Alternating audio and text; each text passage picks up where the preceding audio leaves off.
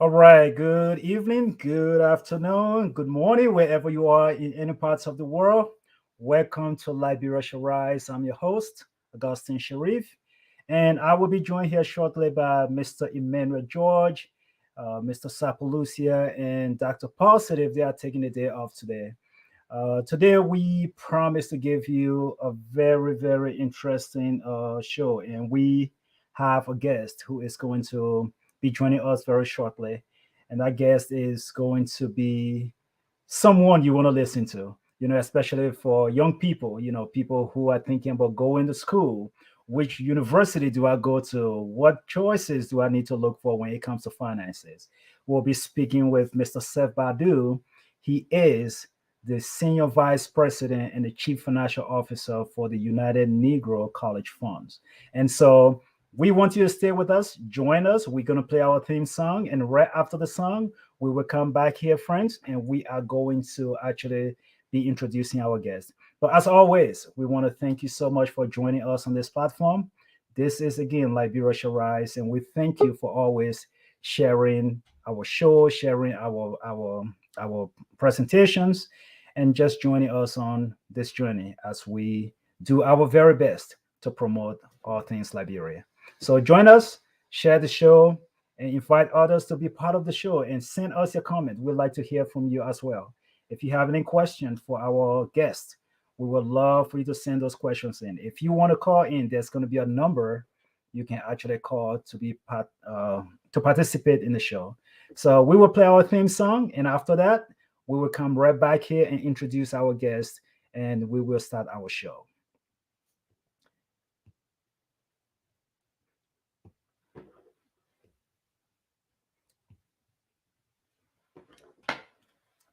All right, Mr. George, I see you there. You just joined me. Welcome to the show.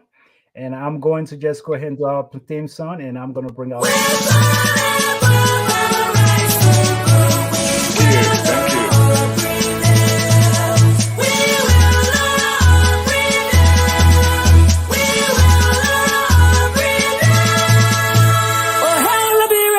Mama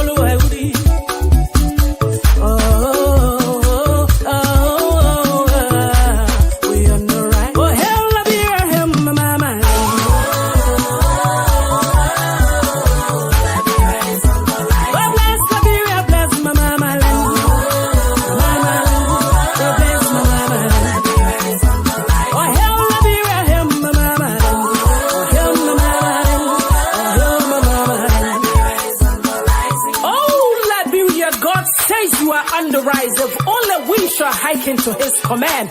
It is then that we shall rise, we shall pursue, we shall overtake, and we shall conquer all of our adversaries, and we shall shout at last, the Lone Star forever, the Lone Star forever. Oh, long may it flow o'er land and o'er sea. Desert it, no, never uphold it forever.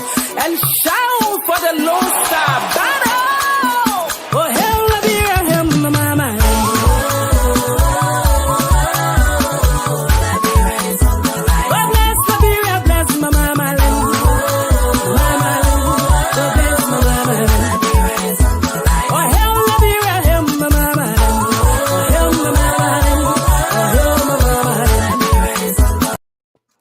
All right, everybody, good afternoon and welcome to Liberia Shall Rise. Again, I'm your host, Augustine Sharif.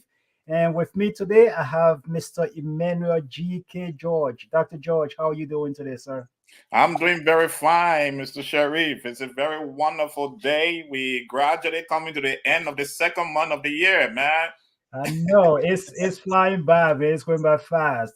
And again, man, how is your end of the world? How is the Lone Star State? It's great here in the Lone Star State. We've been having change of weather. You know, as the saying goes, if that weather is bad, you wait for 5 minutes. When you're up here, just wait 5 minutes. And again, to our viewers, we'd like to welcome you to another beautiful edition here. We do have a very wonderful special guest in the person of Mr. Seth Bardu. He will be introduced here shortly by Mr. George. But we want you to participate in the show. You know, send us your question. If you have comments, send us those comments. We will make sure our guests address all of those questions that you have. And we also appreciate you sharing the show, because this is a platform where we share some wonderful information, and this is an information that someone else will want to hear. So continue to share the show for us, and we appreciate you doing that. Mr. George, take it over and introduce our guest, and we'll bring our guest on. Hey, good evening again, ladies and gentlemen out there on our friends on Facebook, YouTube, Paraceta radio station in Nima and Bum County. Good evening, wherever you are joining us. My name is Emmanuel G.K. George, and I'm excited, extremely excited to be with you again this evening on another edition of Liberia Shall Rise. I'm joined this evening by Mr. Augustine Sharif, who is my co-host. Mr. Emmanuel Sapolosi, another co-host, is currently on family duties, and Mr.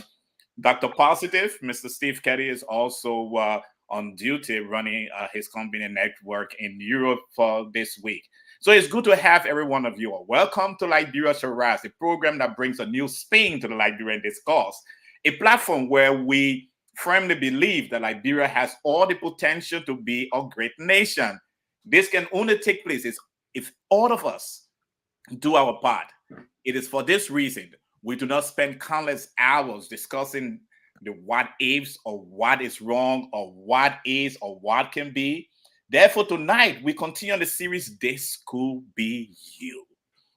We are aware of the gloomy realities of our nation. We are aware of the sodomization of a young Liberian man in Monrovia and an increasing case of rape in our nation.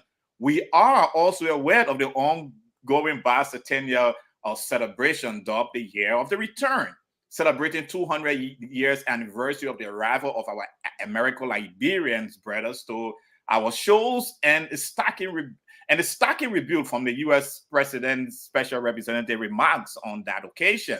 Yes, we are fully aware of the uniparty decision to withdraw from the collaborating political parties, and we are often confronted with hundreds of Facebook Live videos that seems to serve the sole purpose of berating one of our own to the point of stupor. In most of our communities, we also have this similar absence of, or the appearance of the absence of role models. Nevertheless, imagine with me just for a minute, a Liberia where you graduate from high school, you can find a job or a company to intern with and be able to get a job in order for you to live a successful life. Or a Liberia where you have the opportunity to live your dreams, no matter how difficult it may seem. This is a Liberia that I hope for, and I definitely believe that's the Liberia that you also hope for. And this is the same Liberia our guest tonight hails from. Despite the unfolding gloomy news, there are hundreds of Liberians who are beating the odds. Theirs is a story of success that we believe is necessary to share on this platform. from local government to the classroom, from the Liberian people from Liberian origins, are making meaningful impact all over the world. They are highly influential in their areas of spirituality. We are certain that as our guests share their stories, you will be as motivated as we are. It is certain that we too can summon the strength to rise above our current situation despite the odds that seems to be against us. Again, these Liberians that should be our guests in this series, this could be you, could be the beacon of hope that shall lead you to the realization that Liberia shall indeed rise again. Our guest tonight is a man of distinction. He currently serves as the Senior Vice President and Chief Financial Officer of the United Negro Funds and a Minister of the Gospel accredited to the Seventh-day Adventist Church. Please join me, ladies and gentlemen, as I welcome this evening our guest, Mr. Seth Bardu. Hello there, Mr. Bardu. How you doing, sir? I am doing well. I can't complain. God has been good to me, and I am grateful to be with you to spend the next few minutes at having conversation on my journey. Thank you. Good evening, Mr. Bardu. Thank you for taking off time of your increasingly busy schedule to be a part of this platform. And Happy New Year to you, even though we are in the second month of the year. But I know the first quarter of the year, many people who are in position like you are, it's just like the beginning of the year. You're in a lot of planning meetings. So Happy New Year to you. Happy New Year to you. It's been a while since I've seen you in person. And I'm just grateful to be alive and to be here today. Amen. So let's start this ball rolling to our audience out there that is just thinking, who is Mr. Seth Bardu? Well, in sum, I am Seth.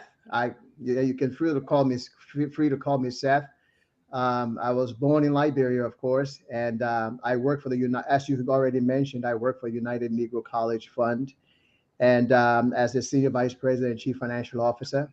I have a wife, Teresa, who was born in St. Louis, Missouri. We met in college in Huntsville, Alabama at Oakwood University. I have two children, Jessica and Godfrey, and I have a grandson, Jace, who keeps me busy. So in a nutshell, that's me. Okay, that's great. It's nice meeting you. So I heard that you were born in Liberia. Do you care to share some memories of what life was about when you grew up in Liberia? Yes, I call those days really precious memories. You know, I attended demonstration school right off of Clay Street, and it was a beautiful time. You know, and as I mentioned to you offline, you know, I was born right there off of Capitol Bypass at the maternity center. And going down to demonstration school when I was of age to go to school. I started there in kindergarten.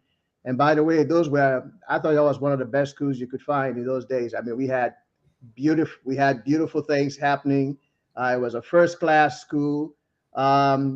We had those big cheese buses that would come pick us up every morning. We had to go. I lived up of Ashburn Street. And so we go up to the library on Ashburn Street and the cheese bus would come pick us up and take us on to Clay Street to go to school. So it was a fabulous time. I recall the days when Independence Day, they had a dance for various age groups. And my age group, in those days, the executive mansion, as we know it now, was not there. At least it was under construction when we began going to those dance to the dance, and it was on Ashburn Street. The executive mansion was on Ashburn Street, and you had to put your suit on, your coat suit on, and your tie. And my parents would drop us off, you know, and they played good music, gave us gifts, and we had nice food. So it was in my mind, those are some of the most precious time of my life. Of course, when I fast forward, before I left the country, I remember it was I think it was April 11th of 2000. Of 1980. It was a Friday night, and I had just left choir rehearsal. A friend of mine and I were just walking. We went for choir rehearsal for church, which was the next day. I'm a Seventh-day Adventist. We go to church on Saturday. We decided, we heard that the Baptist church was having their 100th anniversary. And the president of the country, of course, was the president of the Baptist convention. So it was a big deal. And so I decided to go and went home, got my little tape recorder. I lived right up the street from the Centennial Pavilion. And there I went and sat upstairs, and after not too long after that, Secret Service came to me and told me I had to move. And so I moved and went to a different section, because the section where I was seated, I could see the president of the country. Mm-hmm. I could see the president of the country sitting right below me. So I was told to move.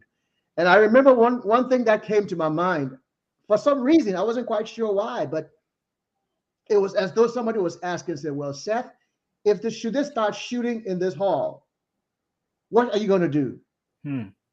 And it was like, okay, you don't run. You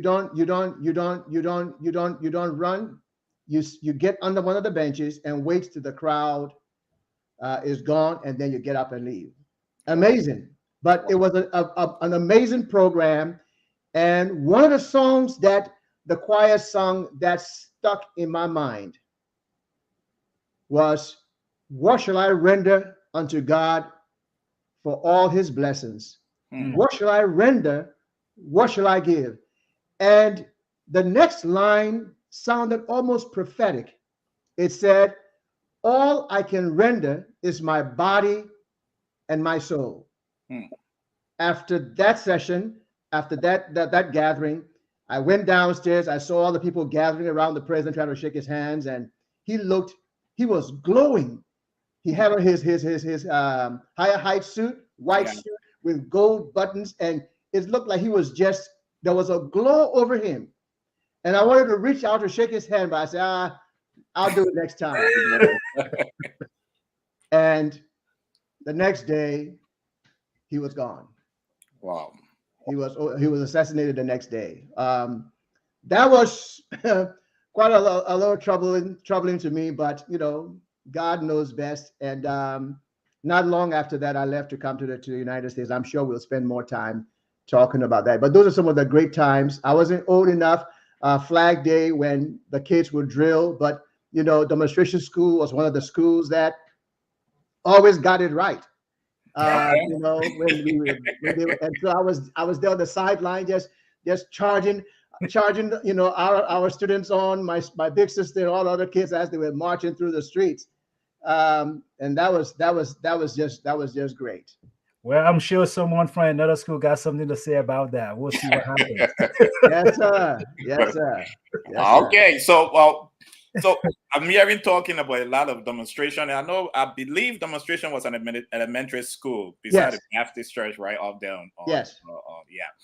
Okay, so did you go to high school in Liberia? No, unfortunately, after I left third grade, my parents decided they wanted me to go to boarding school and sent me to school in Ghana. For those of you who have lived in Ghana, you would have heard of Achimota School, primary school. That's where I continued, and I went into high school. So I went to my high school and the rest of my elementary school in Ghana, and then I came back to the States. I mean, not back to the States, back to Liberia, and then enrolled at LU. Oh, okay.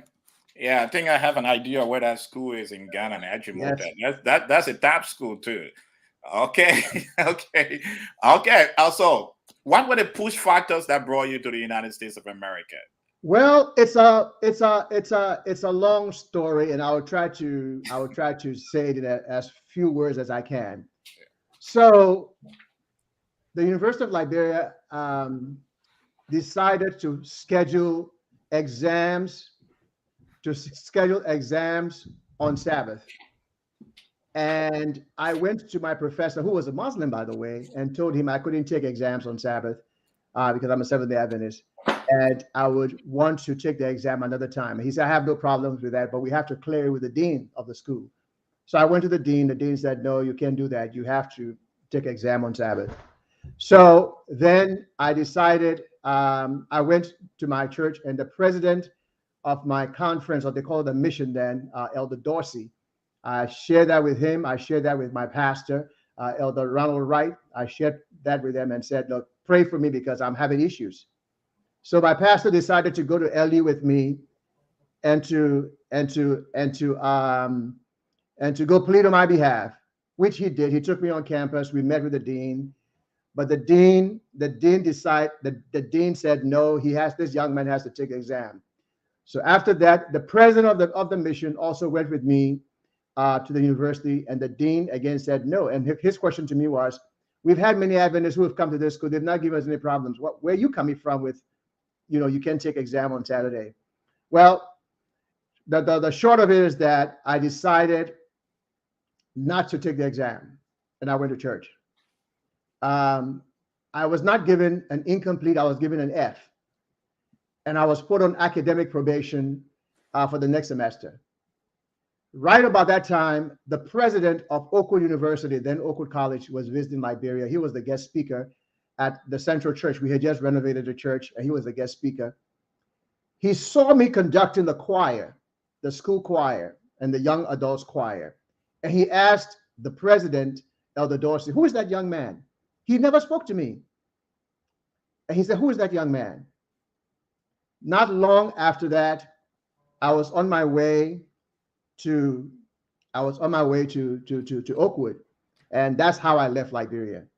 Wow. I was not planning, because I went to school in Ghana for a while. I didn't want to be away from my family again. So I was not in the mindset to travel, to go any place. I was ready to just settle in, go to LU, finish there, and go on from there, find a job.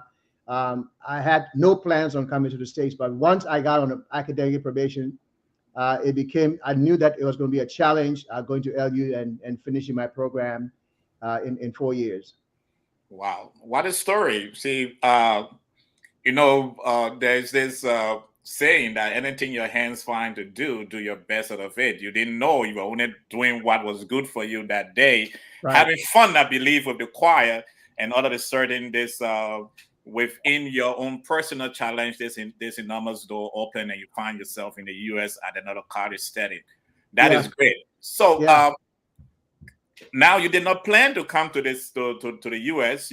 So therefore you did not have much preparation coming into this part of the world. No. So what was your immigration experience your immigrant experience when you came to this end? Well, I thought it was interesting. I had some encounters. I remember one time. I mean, at Oakwood, of course, the American students sat on one side of the cafeteria, and the Africans and Caribbean students sat on the opposite side. And my goal was that I'm a student in this school. I'm going to sit anywhere. So I sit with my Liberian friends. I believe. Yeah, so I would sit with my Liberian friends, and the African students, we normally sat by the conveyor belt, where you put your dishes. Okay. So I would sit there one day. The next day, I'll go sit with the Caribbean people. And then the next day, I'll go across and go sit with the American people. And I used to walk on campus, and I used to say I would greet everybody on campus.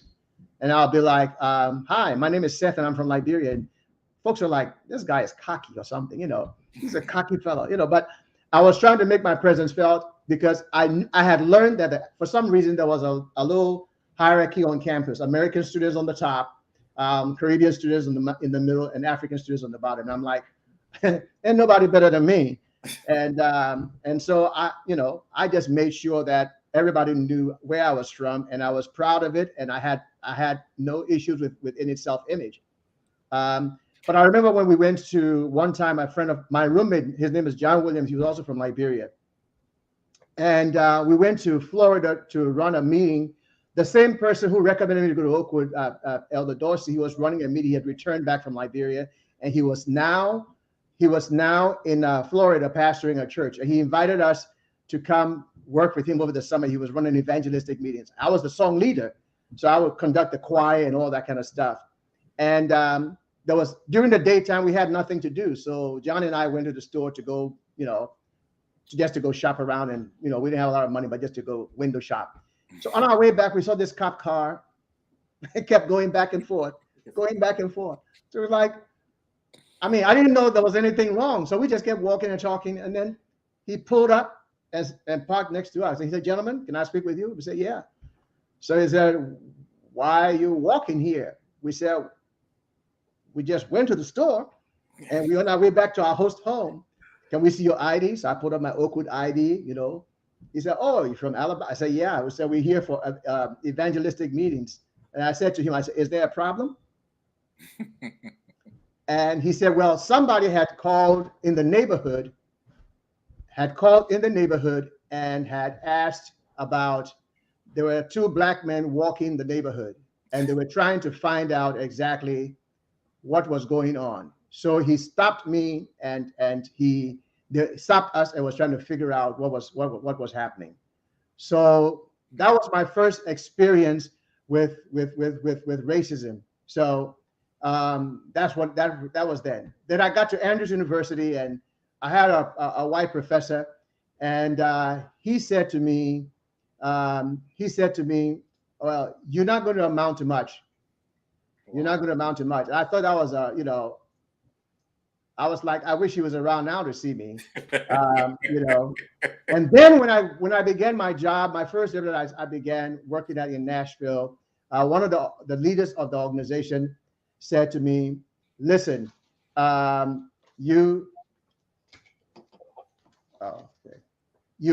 have an emergency. Let me. If you could go on a break, I'll be right back. I was just called. My son is in an accident." So if you just give me a break, let me just check and see what's going on. I'll be right back. Sorry. Okay, we'll take a musical break and we're going to be right back. Oh, boy.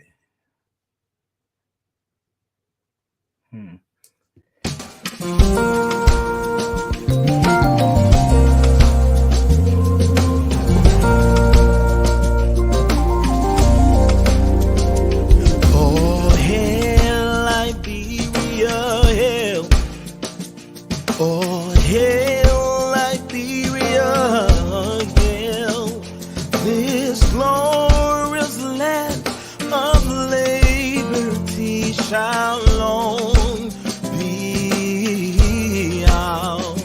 The new home name, great be her fame, and mighty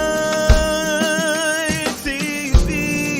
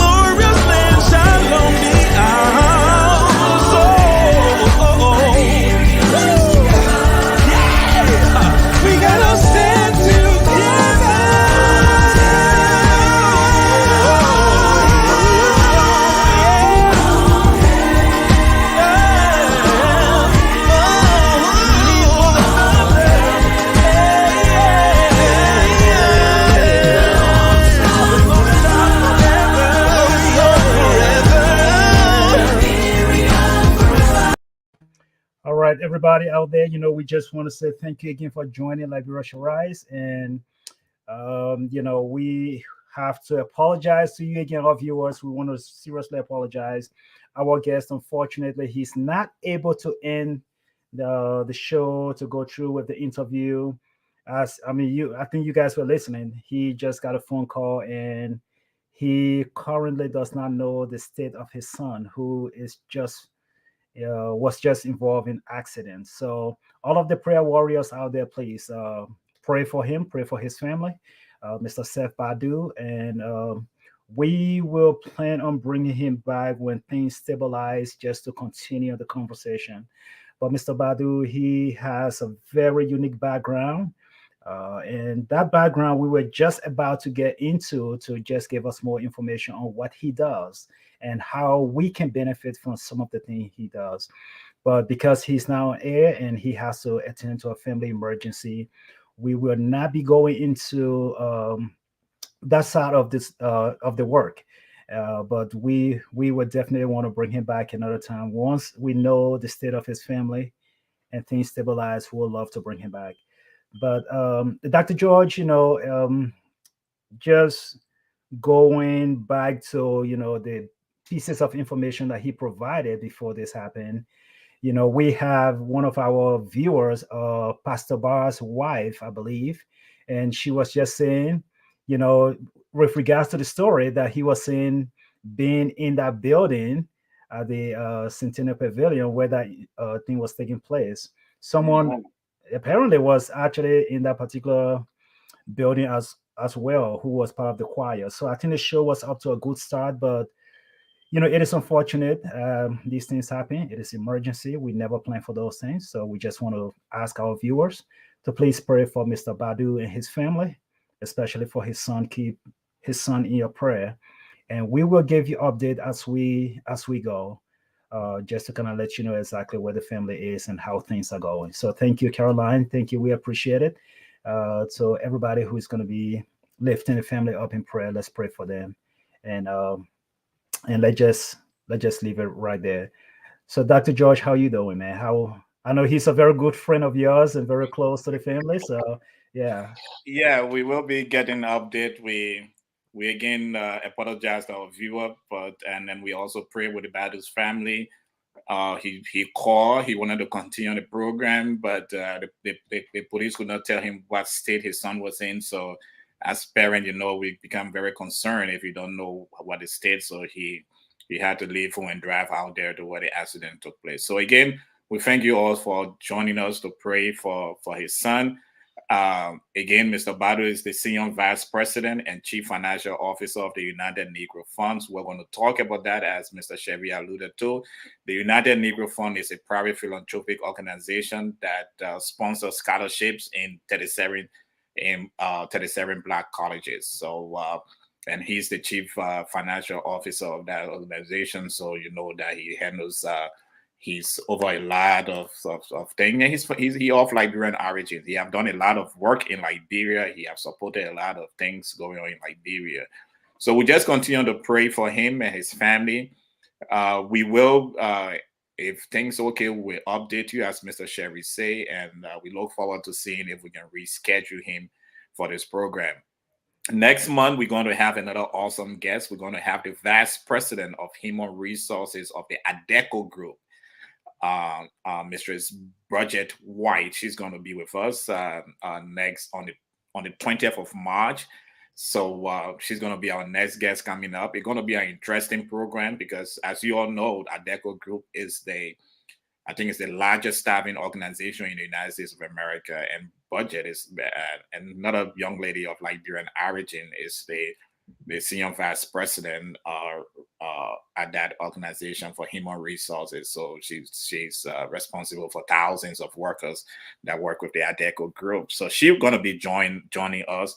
I can pray for her because she has to be, she told me today she have to run between Atlanta and San Francisco for a meeting, but we hope that her schedule will bring her that. So, and then as we all know, we are celebrating the bicentennial in Liberia, and the bicentennial is not about the history of Liberia. Liberia was established, quote unquote. I'm one of those who find it difficult to tell this part of this Liberia history. Was founded, established, or founded, or whatsoever you want to call it, in 1847. Which you all know Liberia was there long before. But the 1822 celebration that is going on in Liberia right now, the year of the returns, is actually the 200 years of celebrating when our American Liberians brothers left on the shores of the United States of America and went to Liberia, in Liberia 200 years ago. So we are celebrating them. It's a big celebration. You can be a part of it. You saw the program that was held last week. I said last week or this week. A very beautiful program. So it's just a celebration of our American Liberians brothers. So if you have an African American friends, you live in an African American community, this is time to share the story. I think that's what our government wants us to do, and this is what we should do as a people to promote tourism in our country, is to share the story about this beautiful country, Liberia, and how we will be working, how African Americans left the shores of this country and decided that they were going to return to Africa. Dr. George, I don't want to extend it too much. I know because this is a very solemn time for us here, but we don't want to leave our viewers just off the air like that. We're going to try to squeeze in some time. So thank you for bringing in that segment. But the crazy thing is, this bicentennial is going on, and one thing that has really happened, we have not even gone far yet, and the controversy has started to brew already. And one of the controversial things that came about was the use of Liberian talents. Instead of using our own young people, our musicians, our talents in our country, we were, I want to say import. We were bringing people from different countries, and there's nothing against them. I have no problem against them. But instead of last week, we were very fortunate. We had Miss Canvey Adams, the lady who sang the song that we actually use here on the program. We had her here, and that was one of the things she was advocating for. Use Liberian talents. We are bringing people to our country. We are inviting others to come to our country to see what we've become. Why not use our own talents? Why bringing musicians from other countries to come and be part of our program? So that's one of the controversial things that's taking place right now with that whole. Yeah, but again, I mean, yes, I support Liberian artists. I agree with them, but let's remember what this celebration is all about. It's the year of the returns, and people of Liberian heritage, even though we're celebrating 200 years of the 1822 return from the USA, but people from Liberian heritage can trace their background to many other countries in West Africa. I know the musician they brought was P Square from Nigeria. But let us remember, if anybody out there know Miata Famula, if you know Miata Famula, do you know how she got popular on the African stage? In 1979, there was a program in Nigeria called Festa. The Nigerians invited Liberian artists, and Miata Famula got to Nigeria. She did her thing, and she became a very popular artist in West Africa.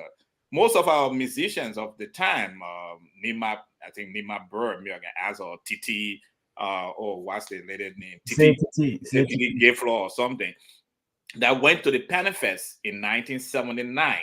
That were Liberians. They went to Panifest in 1979. And at Panifest, they were given the world stage. So they have always been a link. And when we talk about the returns, you have in Ghana, you have the Cape Coast Castle, you have the Amina Castle. In Nigeria, you have Badakri. You have in Benin Republic, we have Ouida. So those are places that slaves were taken out. And when we are talking about return, and we have people coming from other parts of West Africa where hundreds and millions of slaves were taken between Nigeria all the way to Senegal in West Africa, when we have different places along the continent that have that were slave posts, and we are having a celebration. I think we should have a space to incorporate these West African artists. I mean, maybe the challenge is where they pay the same thing. And on the same night that P Square was operating in, at the same night when P Square was sinking at the stadium, the Liberian artists were singing at the board at the executive mansion.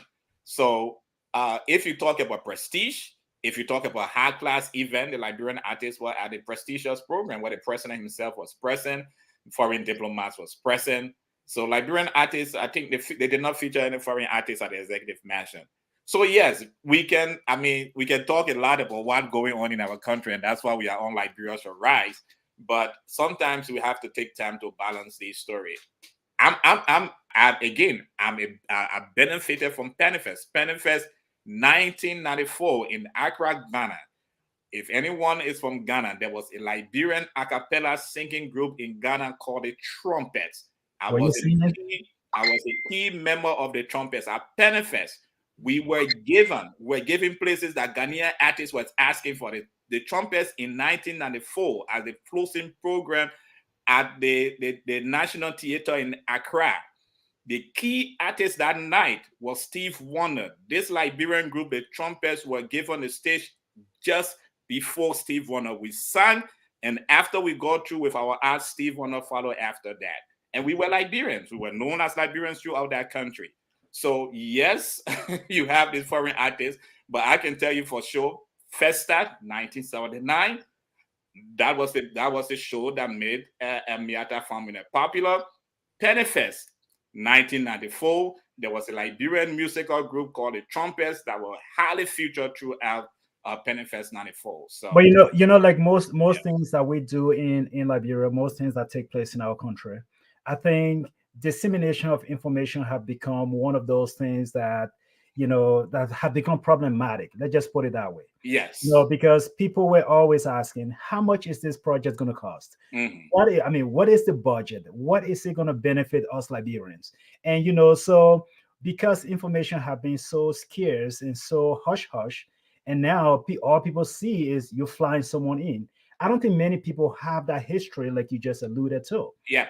If you have the PSA, the public service announcement, where these things are being promoted, where people are talking about it, education forums are taking place, I think it makes it so easy that all of this noise that's taking place, it does not distract from the event itself. Because to me personally, I truly believe that this moment is historical for some of us now. Because I'm not going to be here for the next 100 years, right? Maybe you don't know.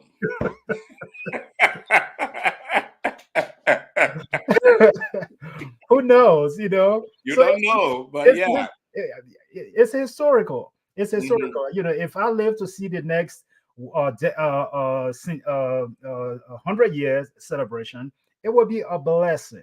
But that may not be the case. And so this moment is one of those moments that you want to enjoy and you want to make it Liberian focus, Liberian center. So that way people know that we are part of something. Because like I said, the whole thing even started with this controversy, like, why are we celebrating this holiday? Why are we making this a special occasion when it has the connotation of slavery? Why are we honoring our slave masters? If I don't know if you heard some of that concern as well. Yes, definitely. And I'm one of those who were concerned because the portrayal of the information before was not well researched, and those who were, especially our government ministers or officials who were on air talking about it, they show it like we said in 200 years of Liberia. But this is not the bar sitting at the years of the return. It's not 200 years of Liberia. There was no Liberia in 1822. That's true. It's the return of our American Liberian brothers who decided to leave the shores of the U.S. and they return to Liberia. So that's the 200 years we are celebrating. And why is it important? Because, again, this may be, and this should be, it must be. So I'm using the word together. Maybe, should be, and it must be the beginning of us developing a tourism sector with these stories. We need to develop these stories because there are thousands. For example, I shared with some of my friends last weekend, the Golans you have in North Carolina, Georgia area. These are traditional African Americans that keep the traditional African a way of life, and they are the only set of African American whose African tradition have not been tampered with. And you know the good story here is that majority of them speak like Liberians and at a level Sierra Leoneans. So we can definitely start to trace this return. When we start to trace the return, we may have a good number of African Americans that came from North Carolina. We can also have good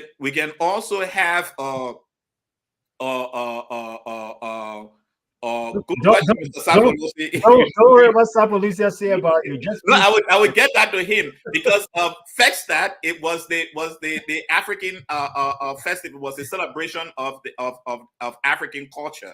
That's what FESTAC Festad was, the celebration of African culture. But the year of the return, let me come back to that and we'll get to that. So this return is celebrating these free slaves that came to Liberia and worked towards establishing this nation called Liberia.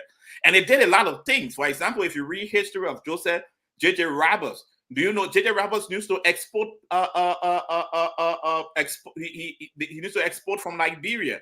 You read the history of Liberians who were sent out to London. So there are some historical documents that we can all look into, get our historian to work on this to show this link between the African Americans that are here and those African Americans that return to Liberia. And within that process, we'll be able to attract, maybe on a yearly basis, on a quarterly basis, on a monthly basis, the return of these African Americans can go back and say, oh, at a particular point in time, our ancestors decided to return to Africa. And when they returned to Africa, they started this country called Liberia. How far have this country gone? Well, 200 years later, it's not too good, but it's going somewhere. and they can, as Roland Martin said, they can find a way to work. We can work together. We can partner together, or maybe through them coming to visit Liberia, visiting their ancestor heritage, getting the names of those who came, trying to find a family linkage here. And that could be the movement of hundreds of Liberians, hundreds of African Americans to visit Liberia every year. I'm saying this for a fact because when the Pan-African Festival started in Ghana in the 1990s, that's how it started. There was not much in Ghana in the 1990s. Those of you who myself were refugee in Ghana in the 90s, you all know that there was not much in Ghana in the 90s. But the Ghanaians started this thing. They started to upgrade the Amina Castle, the Cape Coast Castle. They started to go to the various traditional areas, especially in the Ashanti Kingdom, having a big ceremony with the Ashanti Hine coming out and meeting these people, which is a big thing for the Ashanti King to leave his something. So it's something for us to study and try to develop on it. Again, finally, as I close, I'll go back to Mr. Sapolusi's question. Penifest is the Pan-African Festival celebrating Africa and African Americans returning back to Ghana in order for them to see where the ancestor was taken from the different slave castles in Ghana, as I have mentioned. And through Penifest, the Elmina Castle and the Cape Coast Castle are United Nations heritage sites. They are historically set aside. Nobody to touch them or to do anything with them. Who knows? Through this process, we may find several sites. And yes, Mr. Sapolusi, I know it's your opinion, but I don't think it's misplaced right now. Before, when they were talking about Liberia, it was misplaced. But if we look at the history of African Americans returning, that's good. And if we look at the history of artists, now. So, Dr. George, let me let you drink some water, because don't let Sapolusi get on.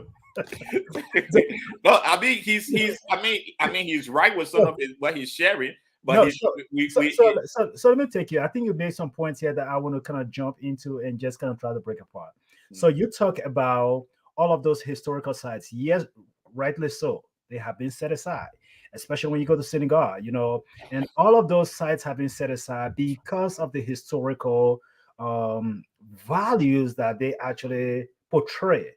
Yeah. Now, and Ghana, when they did their event in the 90s, they had a goal in mind. There was a goal associated with it. We had one of our ministers came on the show. right? Yeah. One of the ministers from the Information, Culture, and Tourism. He came on the show, and we asked him some questions. And from that interview, you yourself did tell me that, you know what, I don't think there's a plan. And because, I mean, at the time, there was not much, there was no concrete information as to what the game plan is, what are we going to be doing. Ghana, after that event, guess what? They started actually giving honorary citizenship to African Americans who wanted to go and start businesses over there. We Okay. know, we know some prominent African Americans from here. Even Steve Harvey, he's been there. You know, Mm. they got things going on in Ghana. They got places like what's his name? Last name is Alba. Sierra Leone, they gave him a citizenship and said, "Look, come here. You are son of the soil." Does Liberia have that plan? Is that something we want to do? If you don't even want me, your own son who was born over there, if you don't want me to get dual citizenship or what, let's just put it that way, are you willing to give citizenship to someone else? Okay. Again, I totally agree with what you're saying, but let's look at this thing of critically. I agree. When the minister came after his discourse, there was no plan. You and I were confused. We're even confused of what they were actually celebrating. But over the period over that since he left, I have been studying, I have been talking, and quite recently when the celebration started, it came, oh no, why are you guys marketing the establishment of Liberia? That was why they were marketing in all their Facebook posts they have here. But no, what was to be marketed and what is marketable is the 200 years return, 200 years of celebration of the return of these African American on that ship to Liberia. I think it's, let me not get this wrong before someone had to cut it, but I think it's Elizabeth or something.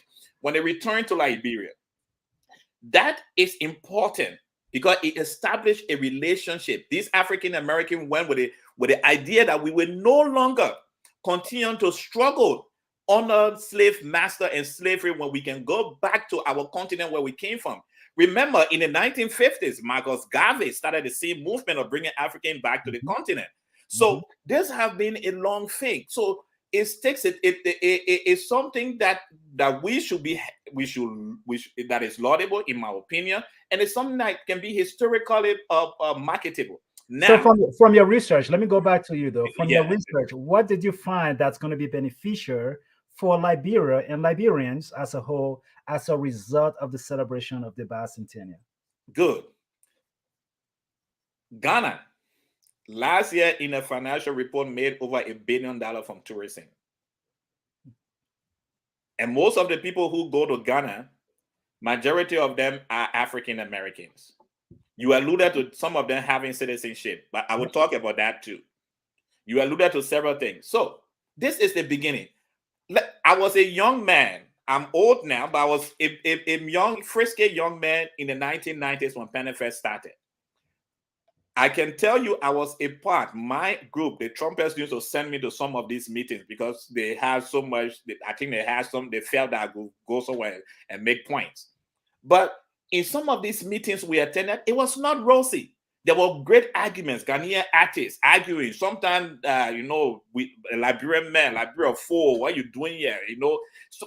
So all these arguments we are having in Liberia, this is not the first time I have heard it. I was a refugee for over 18 years living in these foreign countries. So we have heard all these things before, but we have heard all these things. When PenFest started in 1990 or thereabout, the first PenFest was not well attended. It was not well calculated. It was just something that was thrown out there. In 1992, PenFest started to take a new shape because what his name, Steve Warner was convinced. Dionne Warwick was convinced. By the time we got to PenFest 1994, by the time anybody want to check the history can check it out. By the time we got to PenFest 1994, now we had structure.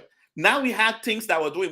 PenFest 94 was held in I think 5 different cities: Kumasi, Cape Coast, Accra. Even in Accra, we have 3 different places that performances were going on the same evening and other things were going on. there was drumming festival where African Americans were taught how to beat the drums. Classes were started at the University of Legon. Departments, sub-department was started at the University of Legon. So this is just the first step. It is now for those of us who are Liberians, those of us who want to be, those of us who have travel agency, who want to be in these tours, in something. It is now time for us to start thinking. It is now time for the University of Liberia Department of History, Department of International Affairs to start thinking. What are those places in Liberia that is marketable? When I was a young man, my history teacher, the late Mr. Sawyer Pine, took me on a field trip.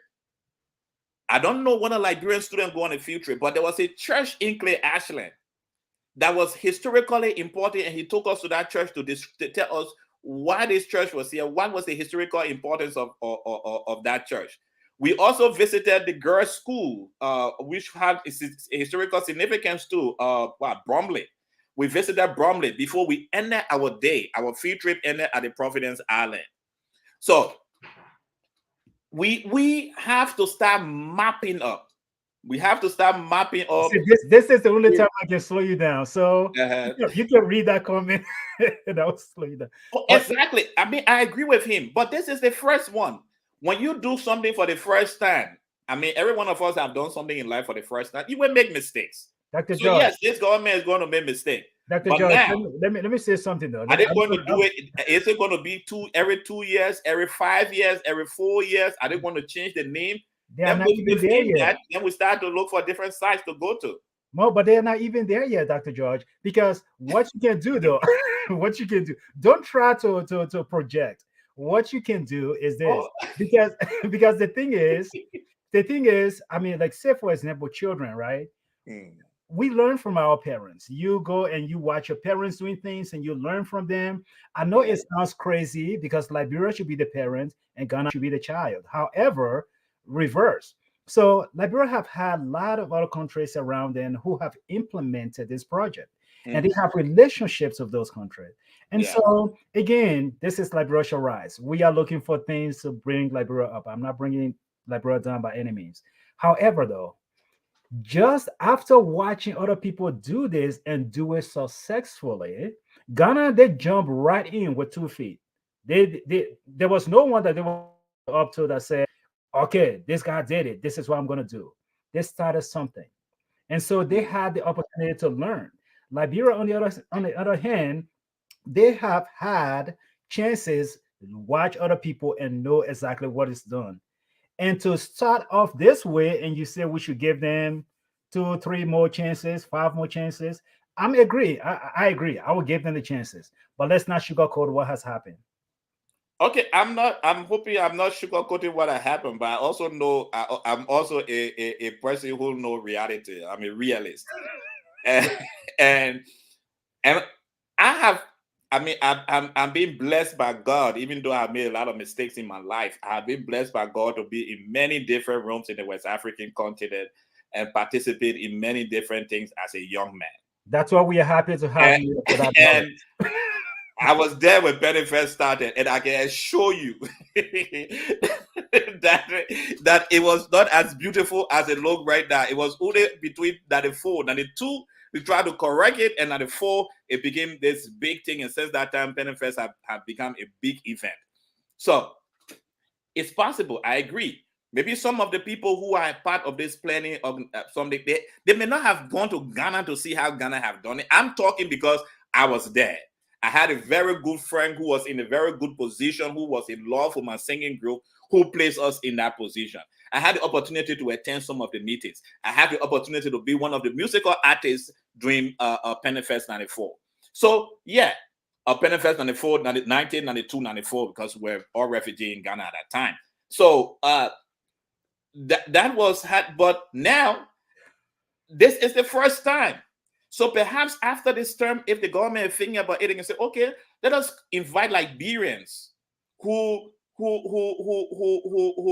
let us invite Liberians who have been a part of this. But before I continue, let me just say this. If you are just joining us, our guest tonight was Mr. Seth Bardu.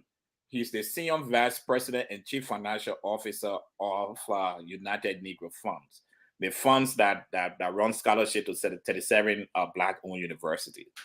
While we were on air, 30 minutes into the show, he got a call that his son was involved in an accident. So we had to stop the show. Right now we're only trying to fill out the minutes. So by the grace of God, Mr. Bardu will be back on the show and we will hear his story. He has an awesome story of inspiration. So coming back, Mr. I think we almost thought we have run out of time. Yes, so we're running out of time. So because Yeah. we're running out of time, I want to give you this. Someone agree with you. Dr. Paulina Kohadi agrees with you. She was in Ghana, and yes, it's nothing that it is today. However, though, so I'm giving you the benefit of the doubt.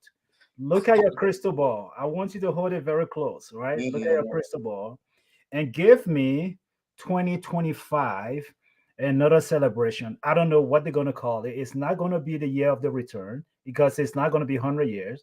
It's not going to be another bicentennial, but 2025. Have this crystal ball and look at, if we were to institute a program, what do you envision? Oh, I think it should be better than what we have now, or what we have. This is a whole year event, rather. I think it should be better than what we should have some progression. What I already expect, and hopefully I may try to do something soon when I go back home, is we now have to start marking the Ministry of Information, the Tourism Department, the Department of History, and Department of International Affairs at the University of Liberia and our university. We have to put a team together to start marking those historical places in Liberia, those places that are of tourist attraction. I think one of the ladies had a marker that had a group of people who came from the Caribbean. We did not have that marker before. So we need to now mark up the countries. We need to now mark out what cultural festival we need to implant into this. It's not an overnight thing. It's going to take a lot of work of every one of us to do that. And then we now start to see, we business people in Liberia now have to start looking at the investment opportunities. The hotels, people are going to live in those hotels. They should be brought on board with that. And then perhaps, because Miana family is still alive. I don't know if she's part of this planning committee, but I know she was part of FESTA. And I know that when I first met her in Ghana, she had a very good understanding of PanAmFest. So if she's still around, that's a good resource person for the government to talk to. I'm not an important person, but there are some of us who were part of some of those planning and understood in those countries that we live in that could say, oh, maybe these are things we need to think about. Maybe these are things we need to work on. And besides that, PanAmFest, 90 was driven by the Ghanaian government. By 92, it was taken away from the government, invested in it, but it was driven by artists here in America. They got Steve Wonder, they got Dionne Warwick, they got key American artists to be a part of that. They identified a Ghanaian claw. You remember in the 90s, every one of us were wearing the kente. They identified things that they could make popular. So what are those things that we can make popular on this part of the continent? We have Roland Martin. Yes, he's good. He's a journalist. But we now have to break into people like the Oprah Winfrey, who check her DNA, even though she still deny us, and she found out that she's a better girl from Liberia. We need to start cultivating people who are close there. I'm just learning that there's a Liberian guy who is very close to a key artist. I'm praying to get him to come on this show. But he's very close to one of the biggest artists in this country. There's a Liberian guy who is a chief of staff, a man of Liberian origin, born in Liberia. I'm struggling to get him. I'm trying to contact and how to call it. But these are people who are in it. Let's try to identify Liberians who are in these areas. Tap into them, see if they can get some of the guys to come to join this train. We need all the public relations. We need to run this thing, but it cannot be run by only government making announcements. We need to cultivate these key artists, people who find themselves, who want to be part of an African experience, get to know them, get to invest in them. Maybe we can talk to Trevor Noah. At least he's South African, he's not from Liberia, but we can use him as a link, So that's what I would say. If we just use the next 5 years to plan for 2025, we will get it right, because we Liberians will always start things wrong, but we definitely get it right at the end of the day. That's right. So I'm just gonna make the announcement. This is the public service announcement. Mr. Alexander Cummings, if you are listening, Mr. Joseph Mbwaka, if you are listening, Mr. George Weir, if you are listening, whoever the president is, come 2023, you have Mr. George right here. Dr. George is here, and he can be your contact person on that committee for the next 5 years. But guys, we want to thank you so much for at least spending your evening with us. Like Dr. George said, we had our guest on the show. This was not planned for today. We had our guest on the show, Mr. Seth Bardu, who unfortunately could not end the show because while we were on air, he received a terrible message that his son was just involved in an accident. So again, we just want to ask you, continue to please pray for Mr. Badu's family, pray for his son, and we'll continue to update you as we come on air. We'll give you some feedback as to how things are going with his family. But we want to thank you so much for spending your hour with us. And thank you for spending your evening with us as well. And continue to share our show, continue to share the little that we do here, and introduce yourself to us, because there was a gentleman who actually last week we were having a show, and he actually gave us a comment and said, look, this is what I do in Liberia. I'm feeding the hungry. And now I am trying to connect with him to bring him on the show. We'd like to hear your story. This is a platform for you. It is a platform for all Liberians. This is Liberia Shall Rise. We want to bring you here. We want you to share your story. Sapolysia is still on you, Dr. George. But we just want to make sure that everybody know that this is your platform, and we don't do it because we get money. We don't get money for what we do, but we enjoy what we do, and we truly believe in a country called Liberia. And I know Liberia is important to you. It's important to us, and that is why we truly believe that Liberia shall rise. Dr. George, your final thought, and we will be closing. Yeah, again, we want to pray for Mr. Bardu. We'll give you update on our page as to what is happening. I will talk to him later on this evening. We pray that his son is well. We apologize, but these are things that none of us plan for in life. So we intend to bring him back on the show before the end of the year. I know we have a crazy schedule. We have a lot of people book on our schedule for many months now. So we work towards bringing him back to have the interview. But thank you all for staying to listening to what we share and listening to our lamentations or discussion on the bicentennial. I strongly believe it's a good start. We can work on it. We can make it better. I strongly believe that perhaps instead of having an assistant minister in the Ministry of Information, the government of Liberia through the legislature can pass an act that establish a Liberian Tourism Board, and this year of the return could be a secretariat can be placed in a Liberian Tourism Board to deal with this. That's the experience I had when I was in Ghana. That's the experience I had when I was in Nigeria. That's the experience I had in other West African countries. So if we can form a Liberian Tourism Board that is a separate organization, maybe the government have done that, I don't know, but we can have that as a separate organization. Within the Tourism Board, we can have a secretariat that is just responsible for working on this year of the return every 5 years or every 10 years or whatsoever they want to do. But thank you all for being a part of the program. I'm blessed to be a part, to have been in your home this evening on your cell phone or whatsoever you're using. And God bless you. Next month, we're going to have Ms. Barget White.